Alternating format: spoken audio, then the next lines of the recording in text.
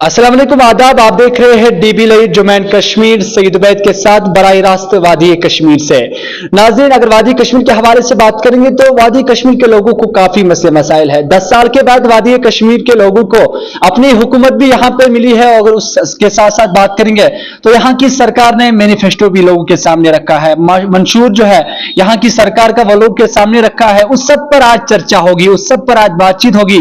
आज के हमारे जो मेहमानी गुफ्तगू है वो किसी तारुफ के मोहताज नहीं। सईद आमिर सोहेल साहब जो कि सामाजिक कारकुन है, यूथ लीडर भी है, और उससे कुछ सवालात रहेंगे इस मंशूर के बारे में, कश्मीर के मसले मसाइल के बारे में, और उनके जवाबात भी जानने की कोशिश करेंगे। आपको बताते चलते, जब वादी कश्मीर में जब कैंपेनिंग चल रही थी, सभी पार्टियों ने अपने अपनी मैनिफेस्टो जो है वो लोगों के सामने रखे। वही अगरचे सीएम उमर अब्दुल्ला की बात करेंगे तो उमर अब्दुल्ला ने कहा कि हम लोगों को 200 यूनिट्स बिजली देंगे।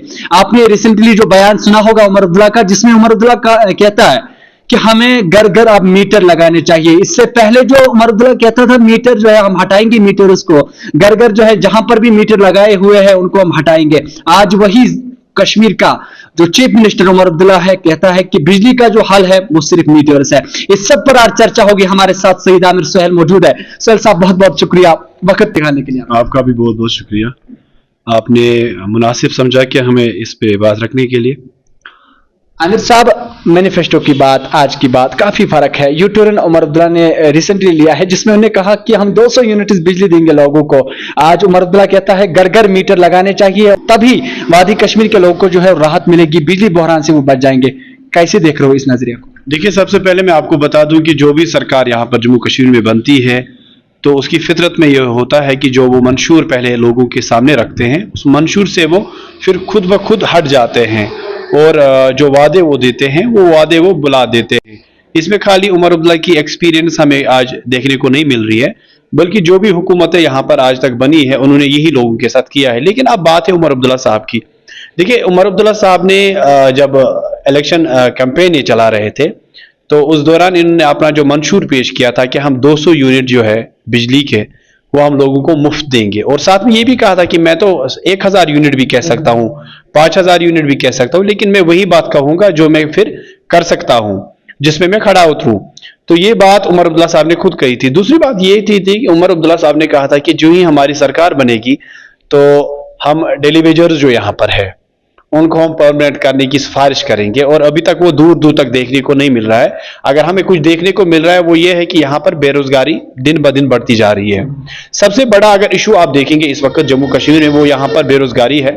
आप देखेंगे कि कितने सारे नौजवान यहाँ पर पढ़े लिखे घर में बैठे हैं, कोई रोजगार उनके लिए नहीं है। अब सबकी नजरें ये होती है कि जैसे आप खुद सुनते आ रहे हैं कि जब पहले इलेक्शन रैलीज होती है, कैंपेनिंग होती है, तो उस दौरान सारे लीडरान जो है बड़े बड़े वादे ये देते हैं, जो ही मैं इक्तिदार में आ जाऊंगा तो बेरोजगारी का खात्मा मैं कर दूंगा, और बेरोजगारी उससे दुगना फिर बढ़ जाती है। वो आपको देखने को इस वक्त मिल रहा है कि पीएचडी स्कॉलर इस वक्त चन्ने बेच रहा है। हालांकि मैं तो काम को किसी गलत नजर से नहीं देखता हूं, काम तो काम ही होता है, लेकिन एक नजरिया ये होता है कि अगर किसी नौजवान ने कोई तालीम हासिल की है, पीएचडी कोई छोटी तालीम नहीं होती, एक आला तालीम होती है, तो पीएचडी हासिल करने के बाद वो चन्ने बेच रहा है, और आप देखोगे 12वीं पास या 8वीं पास बंदा एमएलए बना हुआ है, और वो 12वीं पास का एमएलए जो है वो 1,60,000 इस वक्त सैलरी ले रहा है, और जो पीएचडी का बंदा है जिसने अपनी जवानी अपनी जिंदगी खत्म की है पढ़ाई पे, और वो बेचारा घर में बैठा है। इसका सद्भाव निकालने के लिए सरकार की जिम्मेदारी है। मुझे लग रहा है पहले इस वक्त लोगों को जिम्मेदारी है कि वो इस सरकार को बचाए, क्योंकि ये सरकार खुद इस वक्त बेयार और मददगार नजर आ रही है हमें। इस सरकार के पास ना कोई पावर है ना कुछ है, और सबको ये पता भी था, इवन की जो वोट कर रहे थे उन सबको पता था कि जो सरकार यहाँ यूटी में बनेगी उस सरकार के पास कोई पावर नहीं होगा। वो सरकार बूंद बूंद के लिए तरसेगी, जिस तरह लोग बारिश के लिए तरसते हैं उसी तरह से ये जो सरकार है ये मरकजी सरकार के अंडर आएगी। इसके जैसे आप समझोगे कि ये कब्जा है, खाली सीएम की जो चेयर है, सेक्रेटरीट जो है हमारा सिविल सेक्रेटरीट, वहां पर सीएम चेयर पे बैठता है। रेस्ट पावर्स जो है वो रेस्ट पावर्स यूनियन गवर्नमेंट के पास है। और सारा आप देखेंगे, परसों में हैरान होकर रह गया कि जो मॉनिटरिंग हो रही थी ना यहाँ पर ये बर्फ हटाने की, उस पर भी नजर सरकार की मरकजी सरकार की थी। इट मीन्स कि ये सरकार जो है, एक तो वादे इसने गलत दिए, उमर अब्दुल्ला साहब ने नेशनल कॉन्फ्रेंस ने गलत वादा दिया लोगों को, पीडीपी की तरह जिस तरह पीडीपी ने हमें कहा था 2014 में कि अगर हम इक्तदार में आए, अगर आसमान जमीन पे गिरेगा तब भी हम बीजेपी के साथ नहीं जाएंगे। और इस जलालत और इस जलीली जो जलील हुआ है कश्मीरी कौम इस वक्त, जो कश्मीर को इन्होंने जलील करके रखा है, ये सब जो पैदावार है ये बीजेपी की है। और बीजेपी को लाया किसने? पीडीपी ने। अब आप उस चैप्टर को हम क्लोज कर देते हैं, क्योंकि पीडीपी का नामो निशान कहीं पर आपको नजर नहीं आ रहा। झंडे लहराने से कुछ नहीं होगा। हमें पता है, हम इस पोजीशन पे आज तक जो इस पोजीशन में हम खड़े हैं, जो नौजवान यहां पर बेरोजगार है, इस पोजीशन पे हमें लाया किसने है। लेकिन बात हो रही है आपके साथ इस वक्त जो रूलिंग गवर्नमेंट है, उमर अब्दुल्ला की जो सरकार है, आप देखेंगे कि इसके कुछ गिने चुने एमएलएज कहीं पर दौरे करते हैं, लोगों के बीच जाते हैं। अच्छी बात है अगर लोगों के बीच जाएंगे, लोगों से हालचाल पूछेंगे, लेकिन साथ में मैं कहूंगा इनके पास जब एमएलए जाता था, वो सीडीएफ जो होता था इनके पास, वो वहां पर वो इजरा करते थे, अलाउंस उनके पास होते थे, वो अलाउ करते थे अपने यहां मैं इतना इतना पैसा दे रहा हूं, ये काम अर्जेंट होने चाहिए। लेकिन बदकिस्मती ये है कि ये इस वक्त जो रूरल डेवलपमेंट का हमारा, जिसको हम ब्लॉक कहते हैं, नरेगा मनरेगा जो काम है उसको मॉनिटर कर रहे हैं इनके एमएलए, खुद सीएम भी ऐसे ही है। तो सारे जो है रेस्ट आप देखोगे कि ये सरकार ना अपने वादों पे खड़ी उतरी है, ना ये वादा पूरा कर सकती है, और ना ही तब तक जब तक ना इनको यहां पर स्टेटहुड मिले। ये आप झूठ, आप ये दावा कर सकते हो स्टेटहुड मिलने के बाद उमर अब्दुल्ला जो है ये वादे पूरे करेंगे, ये जो वादे हैं फुलफिल करेंगे? देखिए, एक बात यह है कि मैं आपको बता दूं कि कुछ पावर्स जो होते हैं वो इस वक्त उमर अब्दुल्ला साहब के पास नहीं है। उमर साहब जो है, उमर साहब सिर्फ नाम के सीएम हैं, और काम जो है वो एलजी साहब चलाते हैं, और फाइनेंस भी आप देखोगे उनके पास ही है, प्लानिंग भी उनके पास ही है, होम डिपार्टमेंट भी उनके पास है, सारा उन्हीं के पास है। आप ये गिने चुने डिपार्टमेंट्स इनको अपने मंत्रियों को दिए हैं, मिनिस्टर्स को दिए हैं, और उनका काम है सिर्फ चक्कर लगाना, दौरा करना, हॉस्पिटल के पास जाना, वहां पर देखना डॉक्टर आए हैं कि नहीं आए हैं।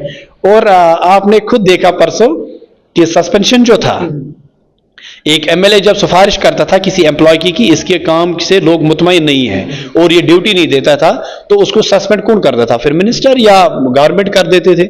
लेकिन अब क्या हुआ? एलजी कर रहे हैं। एलजी किसको कर रहे हैं? एलजी साहब कर रहे हैं, एक मास्टर को वो सस्पेंड कर रहे हैं। इट मीन्स कि एलजी साहब, खुदा ना खासा मुझे लग रहा है कि कल को हम चाहते हैं कि सरकार रहे, लोगों की बनी हुई सरकार रहे, लेकिन मुझे लग रहा है एलजी साहब तो या यूनियन गवर्नमेंट का उमर साहब को भी सस्पेंड करके उनको घर में बिठा सकते हैं। इतने पावर भी नहीं है अभी सरकार के पास, उमर साहब के पास। या ये तो देखिए, नेशनल कॉन्फ्रेंस को खुश करने के लिए उमर साहब या किसी एमएलए को या किसी भी पार्टी को खुश करने के लिए मैं कोई ऐसी बात नहीं करता हूं कि वो खुश हो जाए। मैं तो पता हूं कि जो पब्लिक है यहां पर, जो आवाम है, जम्मू कश्मीर की आवाम के साथ जो धोखा हो रहा है, यहाँ के नौजवानों के साथ धोखा हो रहा है, ये बदकिस्मती है। यहाँ पर बेरोजगारी दिन ब दिन बढ़ती जा रही है। आपने देखा झारखंड एक स्टेट है, वो बिहार से बाइफरकेट करके निकाला गया था, और उसकी जो अनएम्प्लॉयमेंट जो शरह थी उसकी कम फीसद हुए हैं, वो अनएम्प्लॉयमेंट वहां कम हुई है, डिक्लाइन हुआ है उसकी रेट, और जो एम्प्लॉयमेंट वो बढ़ती जा रही है। जम्मू कश्मीर पहले से ही स्टेट थी, पहले तो ये कभी कभार मुल्क भी था, फिर स्टेट बनी, रियासत है जम्मू हिंदुस्तान की, अब मुल्क की रियासत है। लेकिन यहां पे आपने देखा 34.68% जो अनएम्प्लॉयमेंट रेट वो बढ़ती जा रही है। तो आप किस नजर से देखोगे? आप तो क्लियर हो गया है कि जम्मू कश्मीर में हम किसी चीज की तवक्को नहीं कर सकते। जम्मू कश्मीर के लोगों पे दिन ब दिन जो है जुल्म डाले जा रहे हैं। आपने कहा था कि 200 यूनिट हम देंगे आपको फ्री जब हम सरकार में आएंगे, और आप बोल रहे हैं कि मार्च में देने वाले हैं। कल यू टर्न ले रहा है उमर अब्दुल्ला साहब, जो आदत है नेशनल कॉन्फ्रेंस के लीडरान को, यू टर्न ये कभी भी ले सकते हैं, क्योंकि ये नेशनल कॉन्फ्रेंस जो है इनकी ये एक फितरत रही है। ये वादे कुछ और देते हैं और यू टर्न लेना इनके लिए बड़ी बात नहीं है। मैंने एक दिन एक नेशनल टीवी पे भी ये बोला था, जिसपे मुझे अपने कुछ साथियों ने कहा था कि हम पे रहम किया करो। मैंने कहा कि नेशनल कॉन्फ्रेंस एक ऐसी तंजीम है जो ये बोल रही है अभी, इस पे कभी भी यू टर्न ले सकती है, जिस तरीके से पीडीपी ने ली 2014 में। तो बात यह है कि आप देखोगे कि जम्मू कश्मीर के लोगों को आप किस नजर से देखते हो? जम्मू कश्मीर के लोग एक मजलूम कौम बनी हुई है सरकार की नजरों में। आप देखोगे बिजली है ही नहीं, कहीं फीस बढ़ाते जा रहे हैं। एक गरीब को मंथली इनकम जो है उसकी हार्डली जो होगी, वो इतनी डेडिकेशन और हार्ड वर्क देगा तो उसके बाद उसके पास 2-3 हजार या 5 हजार आएंगे इनकम। लेकिन बिजली फीस कितना आ रहा है? 3500 मैंने देखा परसों, 4500 मैंने बिजली फीस देखा, और उसका सद्भाव निकालने के लिए सरकार की जिम्मेदारी थी, लेकिन सरकार खुद बेयार और मददगार है। और वहां पर आप देखोगे उमर अब्दुल्ला साहब का वहां से आ रहा है कि अब हम जनाब मीटर लगाएंगे। दिल्ली में आप जाओगे दिल्ली की एक्सपीरियंस अगर मैं शेयर करूं आपके साथ, दिल्ली में किसी एक अच्छा जो अबव द पॉवर्टी लाइन होगा, उसका जो मंथली जो बिल आता है, बिजली का बिल आता है, वो 200 या 250 आता है। तो बिजली कहां से निकल के आती है? जम्मू कश्मीर से। रिसोर्सेज यहीं पर है, लेकिन जम्मू कश्मीर के लोगों को बिजली फीस कितना आता है? 3500, 4500, 2100, 900, 1500, 900 उसको आता है जो 4 बल्ब का, जो जैसे उमर अब्दुल्ला साहब ने परसों टॉन्ट किया था जम्मू कश्मीर के लोगों को, आपको एग्रीमेंट है 4 बल्ब का और आप घर में 4 हीटर लगा रहे हो, क्योंकि ये बादशाह की खसलत होती है। उमर साहब, यहाँ पर और एक बात है आमिर साहब, जिस तरह से जो बिजली बिल हर महीने जो है आधे हमने देखा मुख्तलिफ इजलाओं में 1600, 2000 की बिल आती है। वो बिल जो है एक एवरेज जो कैटेगरी में लोग आते हैं उसको भी वही बिल आती है, जो APL में जुमरे में लोग आते हैं उनको भी वही बिल आती है। इस हवाले से आप क्या? देखिए, सबसे बड़ी बात मैं इसको बता दूं, मैंने जब इलेक्शन लड़ा भी और लड़ने के दौरान मैंने लोगों से ये वादा भी किया था, मैंने कहा था बेस्ट ऑप्शन ये है कि जो यहां पर अबव द पॉवर्टी लाइन है मिडिल क्लास में, एक तो हुआ था ब्यूरोक्रेट रेट में, नहीं उससे नीचे जो आते हैं मिडिल क्लास में, उसको आप मंथली फीस 500 रखिए, और जो BPL कैटेगरी यहां पर है उनको 300 रखे या 250 रखे उनको। ये मीटर्स आपको हटा दे, यहां से मीटर्स आप ना लगाए। अगर आपको मीटर लगाने हैं तो फिर आप 24 घंटे बिजली दें, तो उसमें कोई तकलीफ हमें ऐसे नहीं होगी, क्योंकि जो जिस चीज को हमें यूज करना होता है, जिस पे हमें पैसे खर्च हो जाते हैं, वो उसकी जो उससे हम मदद लेते हैं वो हम बिजली से लेंगे। और जब बिजली ना आपके पास बिजली है ना आपके पास दूसरे रिसोर्सेज है, तो आपकी जो बिजली बिल आती है वो 2000 आती है, और जो आपको रेस्ट होता है, आपके गैस सिलेंडर होते हैं वगैरह होते हैं, वो आपको 4000 5000 होते हैं। 5 और 6 2 हो गए 7। तो आप मुझे बताएं, अब आपको बिजली फीस सिर्फ 2000 नहीं देते हो, आप 7000 देते हो, क्योंकि आप किसी के वादे पे टिके हुए थे कि उमर अब्दुल्ला साहब की सरकार बनेगी, 200 यूनिट फ्री मिल जाएंगे, और 200 यूनिट अगर हम 400 यूनिट भी खर्च करें तो 200 यूनिट किसके हमें बिजली फीस अदा करनी होगी। जब आपको आप सारे जो जीरो से लेकर टॉप तक आपको फिर सारा खुद ही भरना पड़ता है, आप खुद ही अंदाजा लगा सकते हो कि कश्मीरी लोगों पे कितना जुल्म डाल रहे हैं ये दिन ब दिन। इस सरकार को मैं इस नजर से देखता हूं कि ये एक केयर टेकिंग गवर्नमेंट है। इसको शायद यूनियन गवर्नमेंट ने कहा है कि आप जम्मू कश्मीर पे नजर रखो कि कोई बिजली चोरी ना करे, कोई वहां पर एम्प्लॉयमेंट बढ़े ना, इस चीज पे आप नजर रखो, बाकी जो काम है वो हमें खुद करना है। इस नजर से मैं इस सरकार को देखता हूं। आमिर साहब, काफी मसले मसाइल है लोगों को, न सिर्फ बिजली का मसला है, उसके साथ साथ अनएम्प्लॉयमेंट जो है लगातार बढ़ती ही नजर आ रही है जम्मू कश्मीर में। उसके साथ साथ जो और एक अहम मुद्दा है वो रिजर्वेशन के हवाले से आगा रुहुल्ला महदी ने जिस तरह से CM के बाहर जो एहतजाज किया है, पॉलिटिकल लीडर जो है उन्होंने कहा कि यह ड्रामा है। आपकी क्या नजर है इस पर? देखिए, आगा रुहुल्ला महदी साहब जो है उन्होंने एक प्रोटेस्ट दर्ज किया था। उन्होंने प्रोटेस्ट किया नहीं था, प्रोटेस्ट उन्होंने दर्ज किया था। उन्होंने एक इंडिकेशन दी थी उमर साहब को कि भाई अगर आप ये नहीं कर सकते हो, लोगों के बीच में आप आ जाओ, अब लोगों को बोलो कि ये मेरे बस की बात नहीं है। तो ऐसे इस प्रोटेस्ट को मैं उस नजर से देखता हूं। फिर आप रेस्ट देखोगे, जो आजकल एक ट्रेंड बनी हुई है कि लोगों के बीच में मुझे तुरम खान बनना है, मुझे वहां पर हीरो बनना है। तो उसके जब आगा साहब ने वो बोला तो उसके तुरंत बाद कुछ लीडर आधे बोल रहे मैं दिल्ली से टिकट जो है अभी इमरजेंसी में टिकट कर रहा हूं, मुझे कल उमर अब्दुल्ला साहब के गेट पे प्रोटेस्ट करना है। और कुछ लीडर्स रातों रात निकल के आ गए, हमें भी आगा साहब को ज्वाइन करना है। रिजर्वेशन को मैं देखता हूं कि जो भी रिजर्वेशन यहां पर है, ये ओपन मेरिट के लिए एक कैंसर बना हुआ है। ओपन मेरिट के जो बच्चे हैं उनकी क्वालिफिकेशन देखो, उनकी परसेंटेज देखो, आप कैसे आप कंपेयर कर सकते हो इस चीज को? मैं इस चीज का खुद विक्टिम रहा हूं। आपके पास होंगे 85% आपके पास परसेंटेज है, 75% आपके पास परसेंटेज है ओपन मेरिट में, और आपका कैटेगरी वाला जो रिजर्व कैटेगरी आता है वो 45, 46, 54, 51 पे आ जाता है।